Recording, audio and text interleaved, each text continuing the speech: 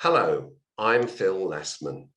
Now, 7 days ago, I did an interview with Farthing of the animal welfare charity Nowzad, based in Afghanistan. And I got to tell you that nothing could have prepared me for what Penn was about to tell me and the rest of the world. Today, I'm going to have another interview with Penn. So join me. We're going live to Afghanistan to hear from Penn about the current situation. What's the latest, Penn? Well, at the moment, our paperwork is with the Home Office. So we're waiting for them to decide whether or not our team can come to the UK. I'm going to go outside. I'll show you something very quickly before it gets dark.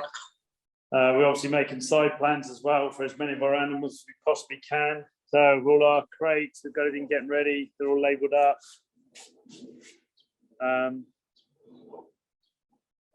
Can you hear the noise? There you go. There's the aircraft in the space above. You can hear them leaving. We had the Taliban arrive this morning. That was quite interesting. Thankfully, they never decided to come in. They got their walkie-talkies, all went crazy. We were watching them on the cameras, and they'll jump back in their cars and sped off. So, right. Once we all sat there and finished giving it the old. I can imagine. So, did you actually meet the Taliban yourself, Ben? No, not yet. They didn't want to come in. So they didn't want to come in. Once they do come in, then it'll be me and obviously our country manager will stand there and meet them. The whole scenario revolves around being able to get into that airport. Correct. You've seen, I'm sure everybody has on my social media, the scenes at that airport, and you especially at night, the utter chaos. I mean, there's some of the region of 3,000 to 4,000 people all queued up trying to get into that airport. So I'm desperately trying to figure out a way how we get 71 staff, including young children and women, plus all of these dogs and cats into Kabul Airport. I truly don't know how we're going to do that. That's something that we're trying to work out as a plan B. I do want to tell you up to you though, right now though, to say thank you to everybody. I mean, literally everybody who's donated, who's sending messages, and please, everybody, I've got to tell you, I'm not ignoring you if you've sent me a message. I think I'm not quite sure now. I lost count when it said how many I've got, but I think there's something like 2,000 odd messages on Instagram. Facebook is just off the chart. My Twitter, I just can't keep up with. So I love seeing the messages. I do flick through them every now and again when I stop for 2 minutes. So please keep sending them, and a couple of them I'll read out to the staff here. There's a few of us hunkered down here now because they don't want to travel out and home, which is quite nice for me. It means got some company. So please, keep sending those messages, but I can't respond. I had 33,000 emails in my inbox. So that's why you didn't get back to me. Yes, so I can't keep up. So I'm having to now, just as soon as some come in that aren't actually to do with this operational move, I'm just having to move them into another box, okay? Because I need to concentrate on the ones that are coming into this. But I promise I will try and sit there at some point, probably with a Moscow mule or two, and sit there one afternoon and start answering them all. But yeah, the support and the compassion and the love has just been absolutely phenomenal. And the donations, as you all know, we've well reached our target. We decided we'll leave it open because people said, well, they want to donate for the future of Nowzad, and also for our staff. If we get the staff out, they're going to need obviously support in the coming years while they settle in the UK. And we've given a cast iron guarantee that we're going to be part of that solution for them. We're not just going to send them to England and leave them alone. And then obviously we'll decide where the heck Nowzad goes next. I think we might go to a country that's just a little bit easier. I think we might go into goldfish rescue or something. I think that's probably where we're gonna head.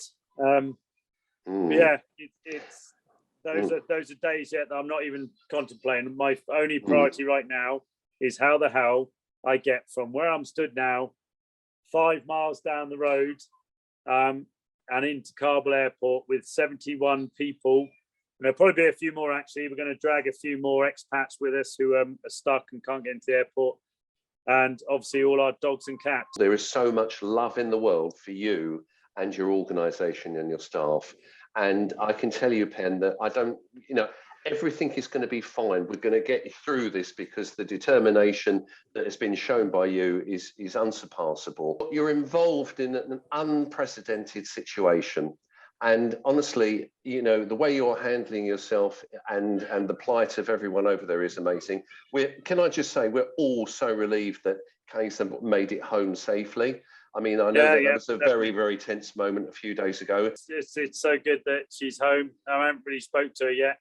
Thank God. She just texted me to say she was home, and then I was like, great, because obviously that's just one thing off the mind, and then we've cracked on with this. So, but yeah, I mean, there are so many people, you know, thousands of people who are desperately trying to get into that airport and they can't get in. And I'm absolutely fed up of listening to politicians say that it's, you know, oh, the airport's secure and it's operational. Well, the airport is secure. Yeah, they've got that right. She can't bloody get in.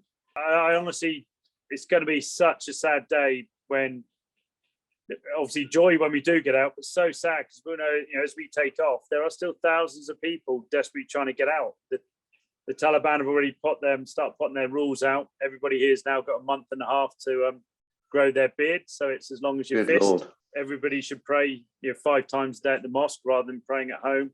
So they're starting to you know, bring in their way of life. I'm just hoping that, you know, we can get out of here as soon as possible. Where do you see yourself in say 3-4 days time? We've got to go now. There's no messing around. The longer we stay here, the harder it's getting to get to the airport. What you got to imagine is those desperate people, thousands of them. There are, I mean, literally thousands of them. As they know, the last couple of cargo flights are taken off. What are they going to do? On day one, we watched 2 people, you know, fall from their desks from a cargo plane. So if they did that on day one, what are desperate people going to do on the last day, knowing that that last flight is going? I think the world had better brace itself for some absolutely horrendous scenes of just this humanitarian crisis. It's gone more than obviously just our animals. It's all about, you know, what state we left this country in, and you know, what we're doing about now. You probably hear it again. You hear another aircraft going overhead. They've got that bit right. They are taking off literally all the time, but they're not all full, as Kaisa's photo showed last night. You know, she sat in a massive aircraft. We could have fit maybe another 100 people in the back of that. All efforts now from the British and the Americans, it's got to be, and you know, they've got to provide these safe corridors so that we can all get in. If they don't do that, you know, we're in trouble. We are seriously in trouble. We will not be able to get out of here. By this stage, you would have thought that you would have had some military personnel on your case and giving you safe passage through for you, the staff and the animals. I truly don't think it's that easy, Bill, because what you've got to remember, the second that the British punch out from that airfield, they're now standing in front of, obviously, Taliban, and you're going to end up with a clash. If there's a clash, then this goes wrong very, very fast, and we'll end up with, you know, straight away, you've got someone like me who's out here who's a Brit, so I know exactly what the Taliban could do. I will then be used as a bargaining tool for whatever they want, won't they? So I think the only way out of this is they've got to now talk to the Taliban. There's got to be a deal they come up with to actually secure the passage into that you know, airfield. And I truly don't know if anybody's going to do that in time. Yeah, we've got a limited window, haven't we? So let's see what happens. It's not what I thought that I would be hearing today, Pen. I thought with everything that's gone on that you would have been in a better frame of mind today. You would have been feeling a little bit more secure and a little bit more positive about your path out. No, as the days go on, then you know, it's getting less secure. We got about, I think, 2.5 hours sleep a night now for the last 4 days. So yeah, and I'm sorry, Phil, but I have not been to the gym. So the guns, mate, they're like wasting away. This is getting terrible. So you don't need to rely on your guns. You've got the face, you've got the look, you've got everything, Pen. And the freaking hair. The last. Oh my God! Hold on, not who's talking here. Listen, you're an amazing man, Pen. That we can still have a bit of banter. So I'm literally probably one of the only people who's still dressed in Western clothes here in Kabul now. Everybody has reverted back to their, you know, Afghan way of dressing. Yeah, nobody now is walking around in you know, their like jeans and stuff like I've got on. No. The Taliban.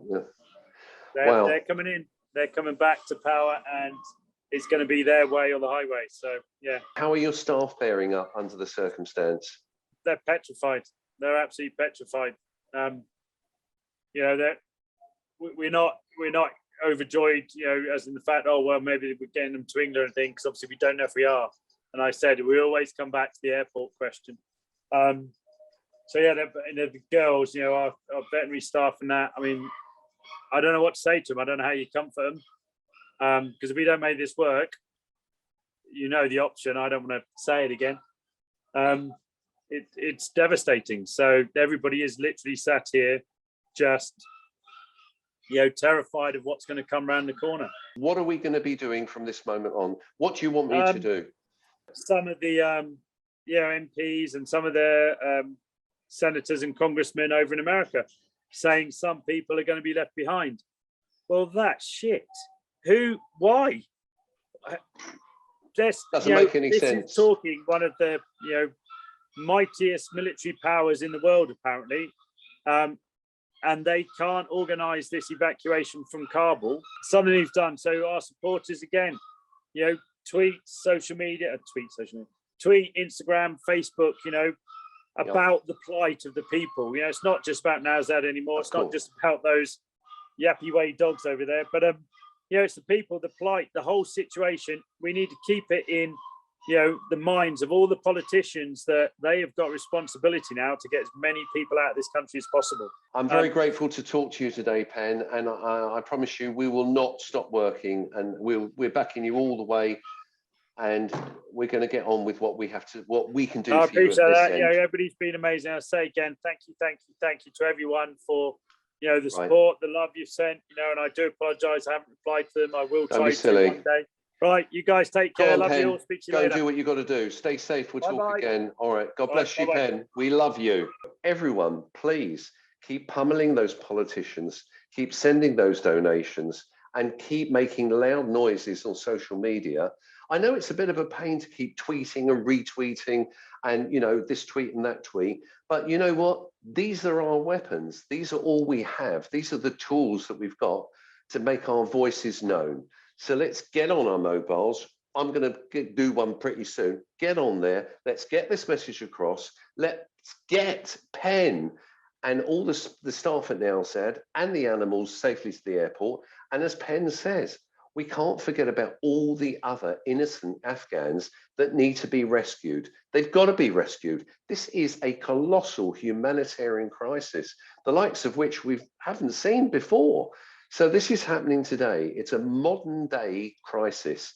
Forget anything else, drop everything else.